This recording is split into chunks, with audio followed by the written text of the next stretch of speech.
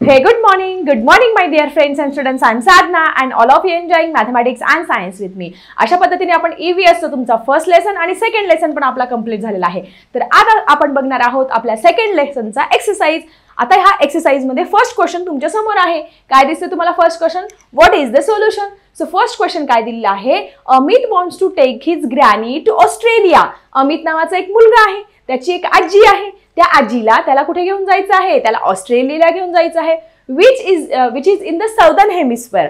Australia आता तुम्हाला माहिती आहे ऑस्ट्रेलिया कुठल्या हेमिस्फिअर मध्ये आहे? सदर्न हेमिस्फिअर किंवा साऊदर्न हेमिस्फिअर मध्ये आहे. But she can not bear very cold weather. पण तिची जी आजी ना तिला जास्त थंडी सहन होत नाही. थंडी सहन होत नाही, गार वातावरण सहन होत नाही. Wien should they make this trip? मग त्यांनी ही ट्रिप कधी काढली पाहिजे असा प्रश्न त्यांनी आपल्याला विचारलेला आहे. तुम्ही हा जगाचा नकाशा बघत असाल. या जगाच्या नकाशामध्ये तुम्हाला काय दिसते? आपल्याला सगळ्यात पहिले इंडिया शोधायचा. आपला इंडिया आपला जो देश आहे हा देश शोधा बरं. कुठे दिसतोय तुम्हाला? इंडिया. ओके, सो इंडिया कुठे आहे? India is in northern hemisphere. India कुठे आहे? नदर्न. आपला जो देश आहे, आपला जो भारत देश आहे तो नॉर्थ हेमिस्फिअर मध्ये म्हणजे उत्तर गोलार्धामध्ये आहे. आणि तुम्ही जर ऑस्ट्रेलिया बघा, ऑस्ट्रेलिया छोटासा खंड आहे. हा ऑस्ट्रेलिया कुठे आहे? It is in southern hemisphere आपल्याला दिलेला आहे. मग आपण काय करणार? आन्सर लिहिताना पण त्याच पद्धतीने लिहिणार आहात. फर्स्ट ऑफ ऑल तुम्ही काय लिहिणार आहात? India is in a northern hemisphere. Okay, so आपण जे ऑब्झर्व केलं, India is in northern. Northern म्हणजे उत्तर ध्रुव. Northern hemisphere. हेमिस्फिअरचं स्पेलिंग तिथूनच पाहून लिहायचं आहे. ठीक आहे. त्यानंतर ऑस्ट्रेलियाचं ऑलरेडी आपल्याला उत्तरामध्येच दिलेलं आहे. That is Australia is in southern hemisphere. मग सेकंड पॉइंट मध्ये लिहा तुम्ही ऑस्ट्रेलिया. सेकंड पॉइंट मध्ये तुम्ही लिहा Australia is in southern hemisphere और सदर्न म्हणतात त्याला. ऍक्च्युली प्रॉपर उच्चार त्याचा सदर्न आहे, पण आपण साऊदर्न म्हणत असतो. 2 पॉइंट मिळाले आपल्याला. तुम्हाला कधीही कोणीही जनरल नॉलेजचा प्रश्न विचारला की अरे इंडिया कोणत्या गोलार्धात आहे? आपण उत्तर गोलार्धात आहोत.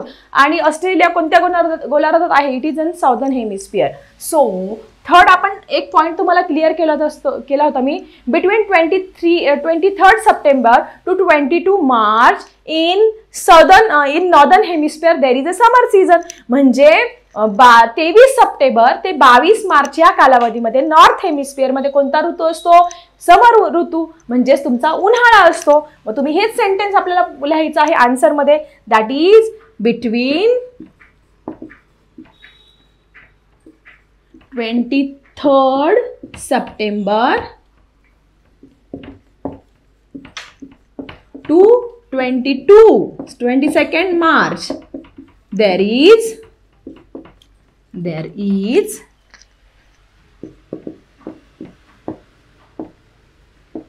समर सीझन इन नॉर्दर्न हेमिस्फिअर. म्हणजे इंडियामध्ये 23 सप्टेंबर ते 22 मार्च या कालामध्ये काय असणार आहे? समर सीझन, उन्हाळा आहे. ठीक आहे. मग इंडियामध्ये तर काही जायचं नाही. तिथे तर उन्हाळा आहे. मग इंडियामध्ये जाऊ शकते, पण तिला जायचं कुठे? ऑस्ट्रेलिया.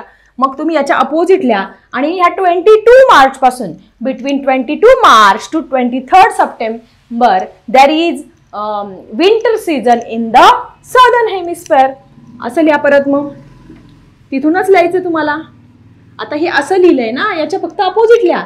हे अगोदर 22nd मार्च बघा, उत्तर लिहिणं मोठं उत्तर लिहू शकतो. To 23rd September there is winter season in southern hemisphere. आणि तुमचं जे ऑस्ट्रेलिया आहे ते कुठे आहे? साऊदर्न हेमिस्फिअर मध्ये आहे. आणि त्या आजीला आपल्या थंडी सहन होत नाहीये, म्हणून त्यांनी काय केलं पाहिजे? विंटर सीझन मध्ये ट्रिप नाही काढली पाहिजे. ज्यावेळेस परत 23rd सप्टेंबर आणि 22 मार्च मध्ये तुमच्या साऊदर्न हेमिस्फिअरला ज्यावेळेस उन्हाळा येईल, त्या उन्हाळ्यामध्ये त्यांनी ऑस्ट्रेलियामध्ये गेलं पाहिजे. येतंय लक्षात? शेवटचं वाक्य आपण ते लिहिणार आहोत. मग लास्ट पॉइंट मध्ये काय लिहिणार? सो ग्रॅनी शुड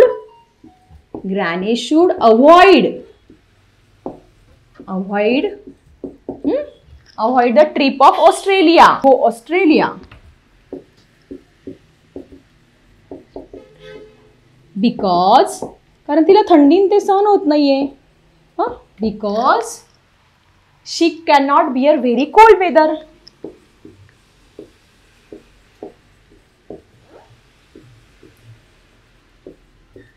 मग तिने तिची ट्रिप कधी काढली पाहिजे रे? तिने तिची ट्रिप पुन्हा 23 सप्टेंबर टू 22 मार्च मध्ये परत तुमच्या दक्षिण गोलार्धामध्ये ज्यावेळेस उन्हाळा ऋतू असणार आहे त्यावेळेस काय केलं पाहिजे? तिने ट्रिप अरेंज केली पाहिजे. मग तुम्ही शेवटचा पॉईंट पण लिहू शकता किंवा एवढा सफिशियंट आहे आपला answer. So student, next question is in front of you. काय आहे? Use your brain power. डोक्याचा वापर करायचा आहे आणि प्रश्नांची उत्तर द्यायचं आहे. फर्स्ट क्वेश्चन काय आहे? फर्स्ट क्वेश्चन तुमच्या समोर आहे. How many rotation does the earth complete during one revolution around the sun? सगळ्यांना माहिती आहे पृथ्वी काय करत असते? रोटेशन. रोटेशन म्हणजे काय रे? रोटेशन म्हणजे हे स्वतःभोवती फिरणं. एक रोटेशन कंप्लीट करायला किती दिवस लागतात? देअरफॉर द अर्थ रिक्वायर्ड, स्वतःभोवती एक फेरी पूर्ण करायला पृथ्वीला लागतात 24 तास म्हणजेच 1 डे. देअरफॉर अर्थ completes one rotation in 1 day किंवा काय लिहू शकतात? और 24 hours. पण त्यांनी काय विचारलंय? सूर्याभोवती एक फेरी पूर्ण करायला. मग आता सूर्याभोवती एक फेरी पूर्ण करायला किती लागतात? 365 दिवस. आपण फक्त काय लिहितो? 365 आहे. 365 दिवस नाही, 365 दिवस आणि 6 तास लागत असतात. मग काय लिहायचं? द अर्थ completes वन आता रोटेशन म्हणजे स्वतःभोवती फिरणं आणि रिव्होल्यूशन म्हणजे सूर्याभोवती फिरणं, दुसऱ्याभोवती. Revolution around sun in 365 days and 6 hours. 365 दिवस आणि 6 तास लागतात म्हणजे 1/4 आवर्स लागत असतात. 6 आवर्स म्हणजे काय? 1/4 आवर लागत असतात. 24 तासापैकी 1 तास म्हणजे 4 भागापैकी 1 भाग. 1/4 आवर्स सुद्धा तुम्ही लिहू शकतात. सिंपल आन्सर होतं की स्वतःभोवती फेरी पूर्ण करायला 24 तास लागतात, सूर्याभोवती फेरी पूर्ण करायला 365 दिवस आणि 6 तास लागतात. एवढं फक्त आपल्याला इथे आन्सर लिहायचं होतं. Okay, let's see the next question. So student, this is next question and very big question in front of you. जवळजवळ 3 किंवा 4 मार्कचा क्वेश्चन आहे. एवढा मोठा प्रश्न आहे म्हणून घाबरून जाऊ नका. 5वीचे विद्यार्थी आहात तुम्ही. म्हणाल आता टीचर याचं उत्तर कसं लिहायचं? प्रश्न फार सिंपल आहे. It is sunrise at Itanagar in Arunachal Pradesh. Arunachal Pradesh राज्य माहिती तुम्हाला? हा आहे आपला भारताचा नकाशा.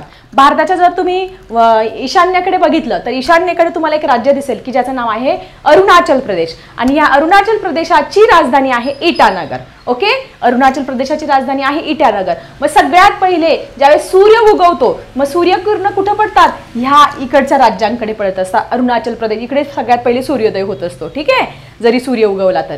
Right the names of following cities in the order in which sun will rise there. मग सगळे तुम्हाला वेगवेगळे राज्य गावं वेगवेगळे शहरांची नावं दिलेली आहे आणि सूर्योदय सगळ्यात पहिले कुठे कुठे कुठे कुठे होत जाईल असं तुम्हाला विचारलेलं आहे. ठीक आहे, मुंबई महाराष्ट्र दिलेला आहे, कोलकाता वेस्ट बेंगॉलमध्ये पहिले सूर्योदय होईल का, मध्य प्रदेशमधल्या भोपाळमध्ये सूर्योदय होईल की महाराष्ट्राच्या नागपूरमध्ये सूर्योदय सगळ्यात पहिले. तर सगळ्यात पहिले ह्या प्रश्नाचं आन्सर लिहिण्यासाठी तुम्हाला माहिती पाहिजे की that is earth rotates from west to east. हे तुम्हाला मी खूपदा सांगितलं, पृथ्वी जी आहे ती पूर्वेकडून पश्चिमेकडे फिरत नाही, ती पश्चिमेकडून पूर्वेकडे फिरते. हे वाक्य पहिले लिहायचं. That is the earth rotates from west to east म्हणजे पश्चिमेकडून पूर्वेकडे. सगळ्यात पहिले सूर्योदय कुठे होईल रे? वेस्टकडे होईल ना. Therefore there is sunrise at western side, then gradually मग हळूहळू कुठे होईल? Gradually there is sunrise at eastern side. मग पूर्वेकडे होणार आहे ईस्टर्न साइड. पश्चिमेकडून पूर्वेकडे उगवते म्हणून वेस्टर्न साईडला पहिले काय होणार आहे तुमचा सूर्योदय होईल आणि नंतर ईस्टर्न साईडला होणार आहे. मग आता त्यांनी आपल्याला डायरेक्ट एवढ्या सगळे राज्य आणि त्यांची नावं दिली आणि क्रमाने आपल्याला लिहायचं की सूर्योदय सगळ्यात पहिले कुठे होणार आहे. ठीक आहे, मग आपण जर भारताचा नकाशा बघितला तर सगळ्यात पहिले जर ईस्टर्न साईडला जर सूर्यप्रकाश पडतोय तर सगळ्यात पहिले तुमचं जे इटानगर आहे की जे तुमचं कुठे आहे तुमचं इटानगर. इटानगर कुठे आहे तुमचं अरुणाचल प्रदेश. अरुणाचल प्रदेशमधल्या इटानगरमध्ये सगळ्यात पहिले काय होणार आहे सूर्योदय होणार आहे. मग तुम्ही लिहू शकतात अरुणाचल प्रदेश, त्याची राजधानी काय इटानगर. इटानगरला होणार आहे. त्यानंतर अरुणाचल प्रदेशला सूर्योदय झाल्यानंतर मग पुढे कुठे होणार आहे. It is in West Bengal. त्यानंतर सूर्योदय होईल वेस्ट बेंगॉल मधलं जे कोलकाता शहर आहे. वेस्ट बेंगॉल, वेस्ट बेंगॉल मधलं कुठलं शहर कोलकाता.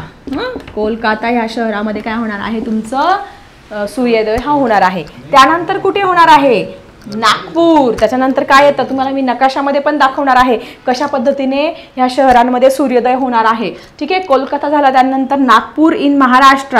महाराष्ट्रामधलं जे नागपूर आहे ते जवळ दिसते. महाराष्ट्र नागपूर. ठीक आहे, त्याच्यानंतर पुढे कुठे होणार आहे त्यानंतर भोपाळला होणार आहे. मध्य प्रदेशामध्ये जे भोपाळ आहे तिथे होणार आहे. सो मध्य प्रदेश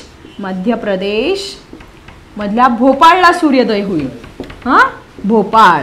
ठीक आहे, आणि सगळ्यात शेवटी होणार आहे मुंबई. कारण मुंबई सगळी इकडे येते ना, एकदम महाराष्ट्राच्या इकडच्या साईडला येते, समुद्र किनाऱ्याकडे येते, तिकडे सगळ्यात शेवटी होणार आहे. सो महाराष्ट्राच्या राजधानी म्हणजे मुंबईमध्ये होणार आहे सूर्योदय सगळ्यात शेवटी. कारण मुंबई कुठे येते, मुंबई अगदी अलीकडे येते आहे. ठीक आहे, सो अशा पद्धतीने 4 किंवा 5 मार्काला हा प्रश्न विचारल्यानंतर हे आन्सर लिहायचं आहे. So student, then next question number 3, fill in the blanks तुमच्या समोर आहे. किती सिंपल आहे. First fill in the blanks काय दिसते. The motion of the earth around itself. स्वतः भोवती फिरणं म्हणजे काय रे रोटेशन. सो पहिल्या क्वेश्चनचा आन्सर काय लिहिणार तुम्ही रोटेशन. पृथ्वी स्वतः भोवती फिरते याला काय म्हणणार तुम्ही रोटेशन. ह्या दोनच कन्सेप्ट ह्या लेसन मध्ये क्लिअर केलेला आहे. त्यानंतर पृथ्वी सूर्याभोवती फिरते. सेकंड याच्यामध्ये काय दिले the motion of the earth around the sun. सूर्याभोवती फिरणे याला काय म्हणतो आपण रिव्होल्यूशन. परिभ्रमण, परिवलन आणि परिभ्रमण. ओके, पहिल्या प्रश्नाचं मिळालं. दुसरे आता तिसरा बघूया. त्यानंतर third fill in the blanks दिसते आहे the rotation of earth gives rise to.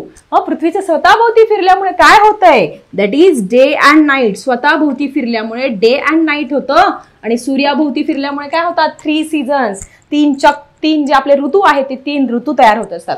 So अशा पद्धतीने क्वेश्चन नंबर 3 पण बघितला आहे. So student, this is question number 4 in front of you. प्रश्न 4था आहे आणि एकच प्रश्न राहिला आहे. त्यानंतर ही एक्सरसाइज आपली कंप्लीट होईल. सो काय क्वेश्चन आहे what is mean by each of the following terms. तुम्हाला काही टर्म्स दिलेले आहेत, त्या टर्म्स आपल्याला एक्सप्लेन करायचं आहे. तर फर्स्ट टर्म दिलेली आहे फुल मून. काय आहे रे फुल मून. फुल मून म्हणजे काय रे. फुल मून म्हणजे पौर्णिमा. मग पौर्णिमेची व्याख्या लिहायची आहे. पौर्णिमेची व्याख्या कशी लिहिणार. ज्या दिवशी चंद्र आपल्याला फुल दिसतो, पूर्ण चंद्र दिसतो. कुठे आकाशामध्ये. आकाशामध्ये आपल्याला ज्यावेळेस पूर्ण चंद्र दिसतो त्या चंद्राला आपण काय म्हणतो पौर्णिमेचा चंद्र म्हणत असतो. हे झालं मराठीमध्ये. आता आपण काय करणार इंग्लिशमध्ये. सो इंग्लिशमध्ये कसं लिहिणार वेन कम्प्लीट. कम्प्लीट म्हणजे पूर्ण. When complete and goal goal. Wien complete and round moon is seen in the sky. कुठे ज्यावेळेस आकाशामध्ये पूर्ण गोल आपल्याला असा चंद्र दिसतो. Wien complete. कम्प्लीट म्हणजे पूर्ण. When complete and round ROUND पाहिजे बरं का इथे. ROUND. Moon is seen in the sky. Sky. Then that moon is called full moon. त्याला काय म्हणणार फुल मून म्हणणार आहोत. ठीक आहे, झाली पहिली कन्सेप्ट क्लिअर झाली. त्यानंतर बघूया दुसरी कन्सेप्ट. दुसऱ्या कन्सेप्ट मध्ये सांगितलं न्यू मून. न्यू मून म्हणजे अमावस्येचा चंद्र. अमावस्येचा चंद्र म्हणजे काय काहीच दिसत नाही आपल्याला, काळोख दिसतो. मग आपल्याला काय लिहिणार न्यू मूनला काय लिहिणार तुम्ही. न्यू मूनची डेफिनेशन कशी लिहिणार when there is no moon. मूनच दिसत नाही आकाशामध्ये. When there is no moon is seen. बाकीचं वाक्य तसंच तसं कॉपी करणार. इन द स्काय, आकाशामध्ये ज्या दिवशी चंद्रच दिसत नाही. Then that moon is called as new moon.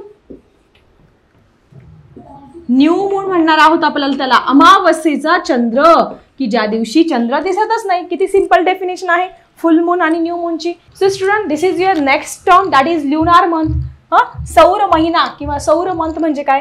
ल्युनार मंथची definition तुम्हाला सगळ्यांना माहिती आहे की एका अमावस्येपासून ते दुसऱ्या अमावस्येपर्यंतचा काळ किती असतो रे?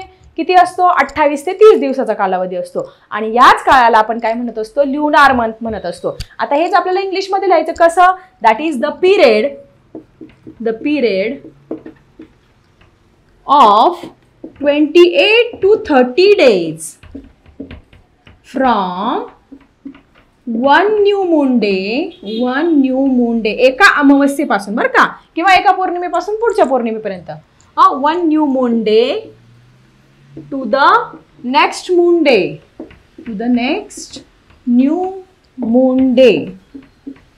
is called lunar month. या कालावधीला आपण ल्युनार मंथ म्हणतो. Is called lunar month. Okay, झाला. सी टर्म पण झाली. चला बघूया लास्ट टर्म, दॅट इज तिथी. तिथी म्हणजे काय? तिथी खूप सिंपल आहे. या ल्युनार मंथ मधल्या प्रत्येक दिवसाला आपण काय म्हणणार आहोत? तिथी. ओके, मग कसं येईल? The every day in each lunar month is called tithi. याला काय म्हणणार? तिथी. हा प्रश्न परीक्षेला 101% विचारला जाणार म्हणजे जाणार, त्याच्यामुळे हा खूप इम्पॉर्टंट आहे. So student, this is the last question. काय क्वेश्चन आहे? Answer the following question. या प्रश्नांची आपल्याला उत्तर लिहायचं आहे. फर्स्ट क्वेश्चन काय आहे? What is equator? विषुववृत्त म्हणजे काय? सगळ्यांनाच माहिती आहे इक्वेटर म्हणजे काय? The imaginary line which is present between north pole and south pole. North pole आणि साऊथ पोल यांना वेगळं करणारी एक इमॅजिनरी लाईन आहे, त्याला आपण काय म्हणतो? Equator. So write down the definition. The equator.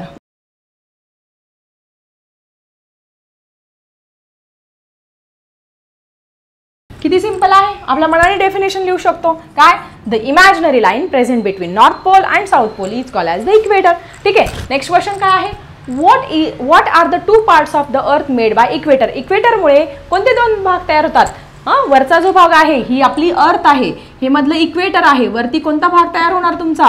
वरती नॉर्दर्न हेमिस्फिअर आणि खाली सदर्न हेमिस्फिअर. म्हणजे तुमचं वरती जे आहे उत्तर ध्रुव आणि खाली दक्षिण ध्रुव, असे दोन भाग कशामुळे? तुमच्या इक्वेटरमुळे या पृथ्वीचे तयार होतात. Okay, so what are the two parts of earth made by equator? That is the northern hemisphere